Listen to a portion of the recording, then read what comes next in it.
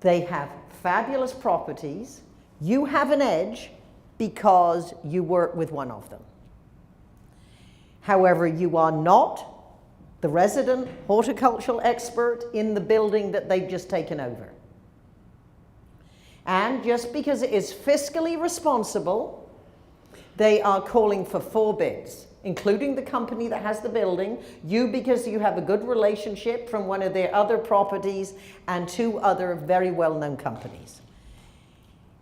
Now, in our scenario, everybody has a great reputation. Everybody could do the job superbly well. Everybody has a list of clients and references that would make most of us gasp, including you, when the price is probably going to be fairly close. But this is one of these ideal companies. They got big bucks. You come in it with a suggestion they hadn't thought of, they can afford it. When everything else is equal, the presentation can make the difference. So what we have is the Fairmont example put in this situation for you. Is that something of interest? Good. Can I have an amen? Amen. All right. Let's say congratulations. I promise you, you will never go wrong congratulating anybody on something that they have a right to be proud of.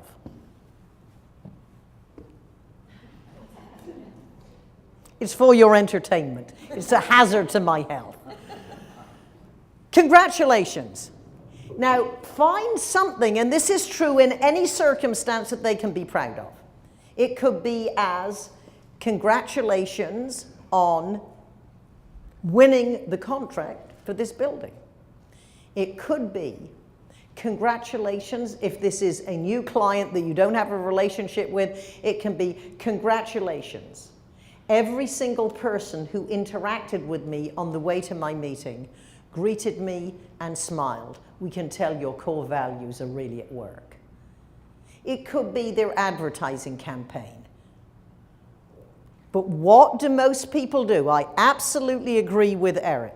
They talk too much. So, good morning. My name is Mary Smith. I'm from the Smith Company. We've been in business for this many years. This is who we work with. This is what we're known for, and we'd love to work for you. Nobody cares. Talk about them.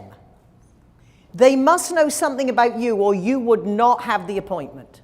And let's face it, if they're already saying yes, does it matter if you haven't got around to telling them your company history?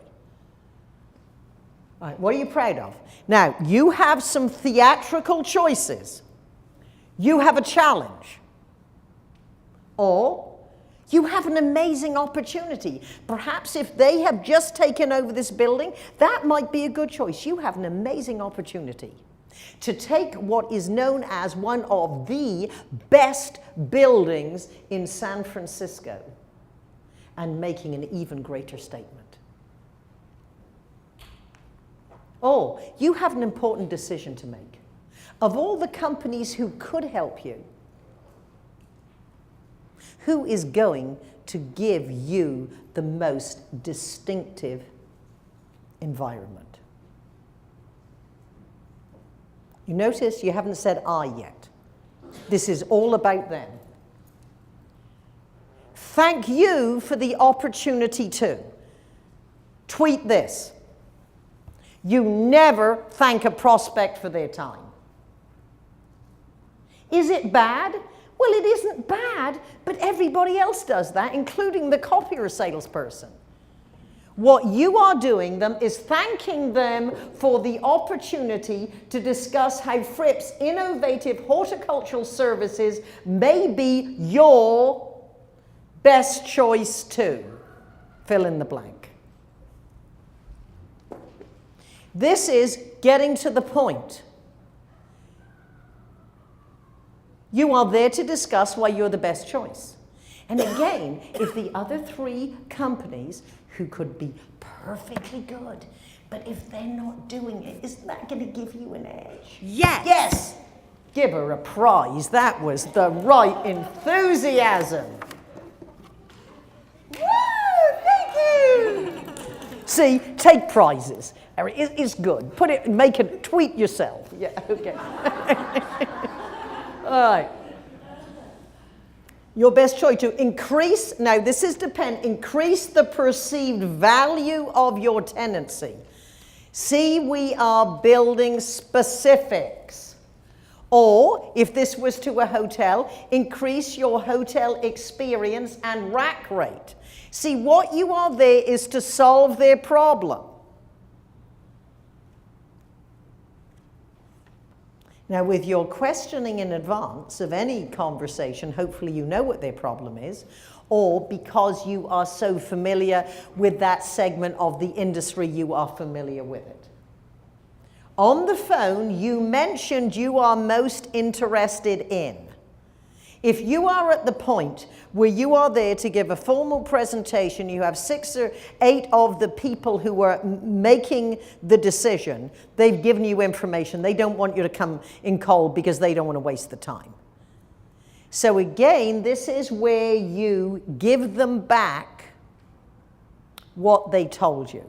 You are structuring your sales conversation or presentation around what they say they want.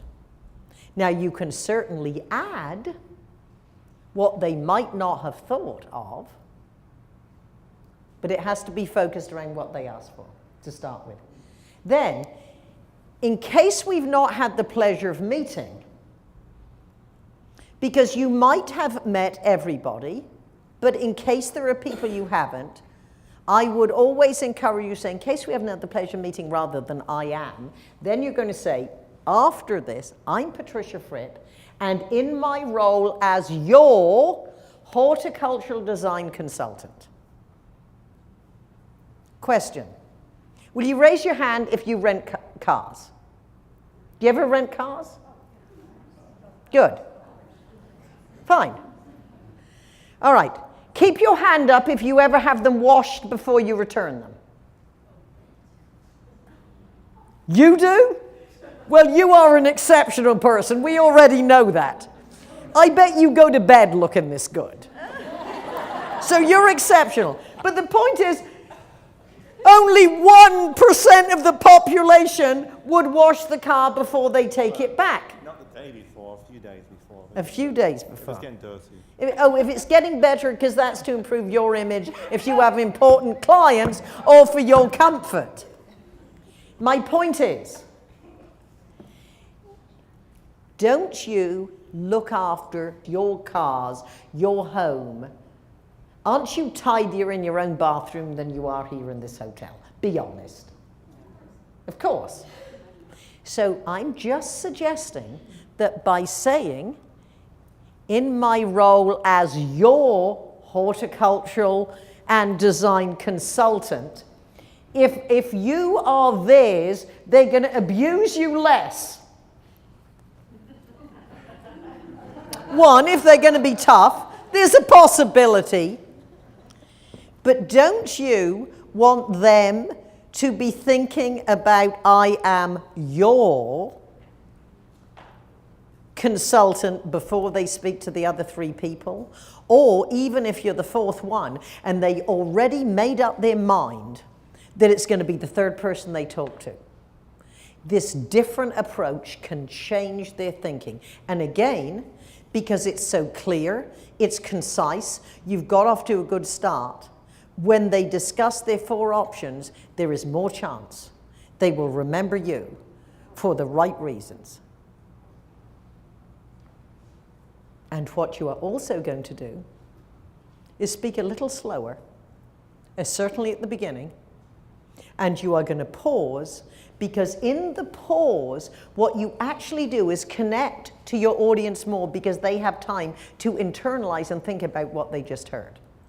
See, if you have wonderful words and you talk too fast, how can they possibly ever take notes, or how can they possibly even have time to reflect what you're actually saying? Even though the words are superb and well crafted, you are speaking as if it's a paragraph and there's absolutely no punctuation in there at all. Now, well, let's go back to them.